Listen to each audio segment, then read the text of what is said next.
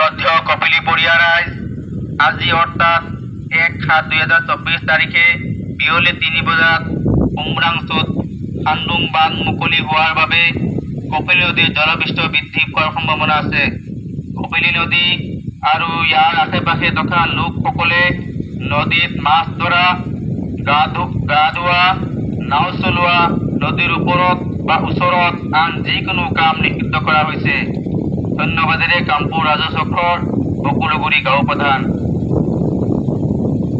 তথ্য কপিলী বৰিয়া ৰাইজ আজি অৰ্থাৎ 1/7/2024 তাৰিখে বিয়লি 3 বজাত উমৰাংচুত খান্দুং বান্ধ মুকলি হোৱাৰ বাবে কপিলী নদীৰ জলপৃষ্ঠ বৃদ্ধি হোৱাৰ সম্ভাৱনা আছে।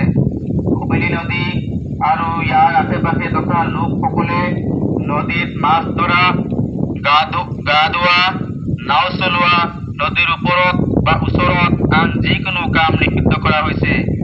ধন্যবাদেৰে কামপুৰ ৰাজচক্ৰৰ বকুলগুৰি গাঁও প্ৰধান।